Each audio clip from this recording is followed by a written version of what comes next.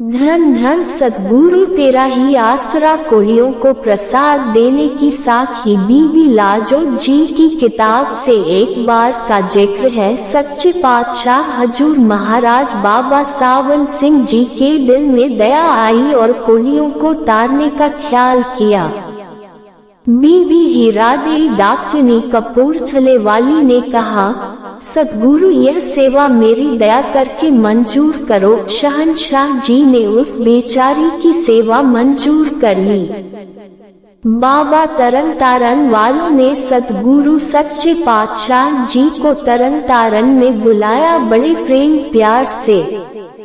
तरन तारन वाले बाबा जी हजूर बाबा सावन सिंह जी का बड़ा ही आदर और प्यार करते थे।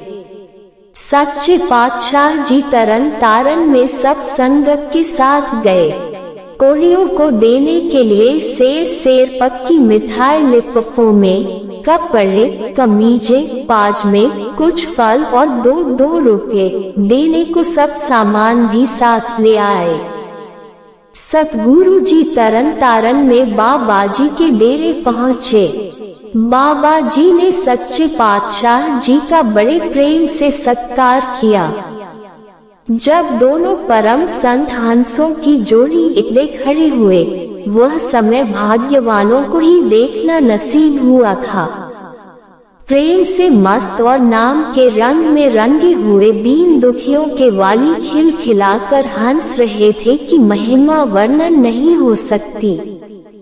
बीबी संतो नंद बीबी गुरुदेवी जी के साथ सच्चे पातशाह जी को माथा टेकने आई। बड़े प्रेम प्यार से सब मुझे मिली। दीनदयाल जी के पास मैं बीबी गुरुदेवी और सब बीबियों को ले गई। दीनदयाल सच्चे पातशाह जी ने सब बीबियों को प्यार और दया मेहर देकर खुश किया। फिर बड़े खुश होकर दोनों परमसंत बड़े प्रेम से वचन विलास करते रहे।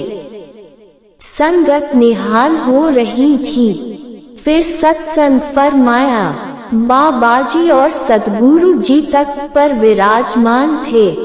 तरन तारन वाले बाबा जी हजूर सच्चे पातशाह जी को बड़े भाई समझकर अदब करते थे और सत्संग हजूर से ही करवाते थे। हजूर जी के आने पर खुद सत्संग नहीं करते थे। सत्संग समाप्त कर खाना खाया। दोनों परम संतों ने तरन तारन के कोलियों को तारने की सलाह की। बाबा जी ने सेवक देवा सिंह जी को बुलाकर कोली खाने जाने का सारा काम सौंप दिया। दूसरे दिन सवेरे ही सब सामान कोली खाने भेज दिया। सतगुरु जी ने कहा, बीबी लाजो जी तू तैयार हो जा, कोली खाने चलना है। मैंने अर्ज की, दीनदयाल जी आप और बाबा जी मोटर में आइएगा, मैं संगत के साथ हजूर साहब के जाने से पहले पहुंचती हूँ। दीनदयाल जी खुश होकर फरमाने लगे, बड़ी अच्छी बात है। अच्छा बीबी आप चलो, हम दोनों आते हैं।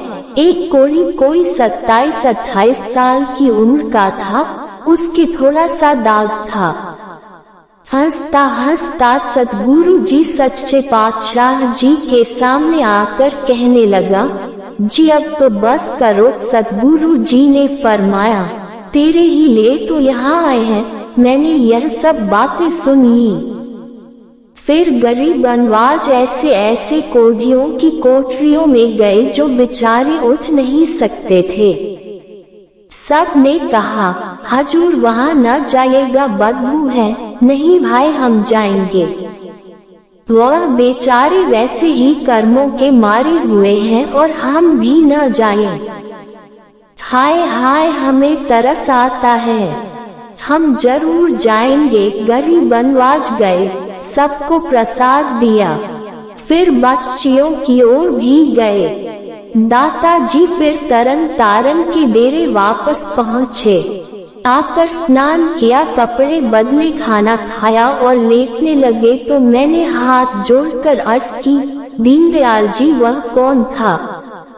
उसका क्या मतलब था जो कहता था हजूर से कि अब तो बस करो, और हजूर ने फरमाया था कि तेरे लिए ही यहाँ आए हैं। शहंशाह जी सच्चे पातशाह हंसकर फरमाने लगे, जाने दे काको क्या पूछना है।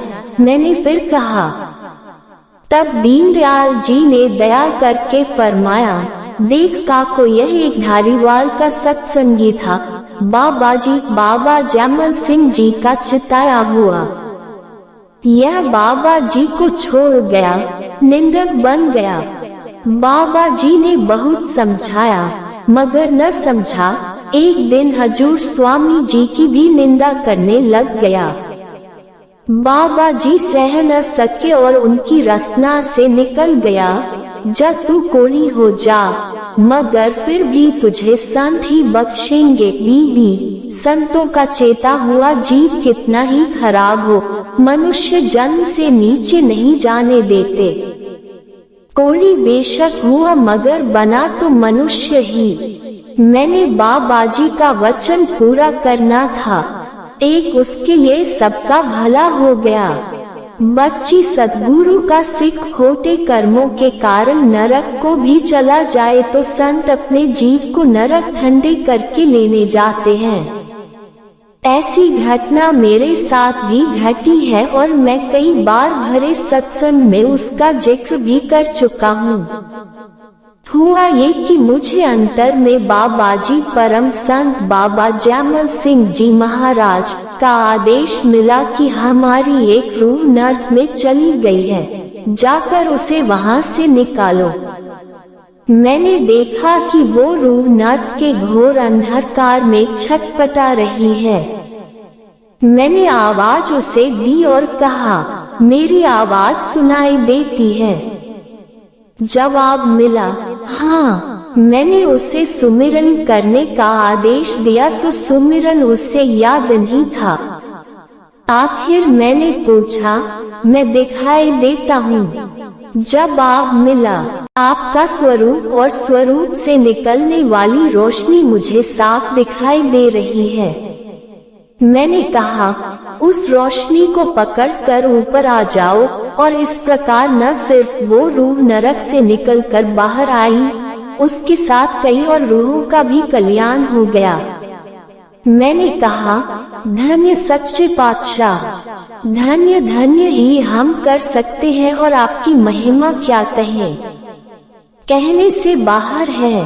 दीनदयाल जी यह भी तो नरक का ही नमूना था जहाँ से निकालने गए थे। हाँ काकिए, जाना पड़ता है। मालिक के हुक्म के आगे क्या उज़र है। धन धन सद्गुरु तेरा हाय आश्रय।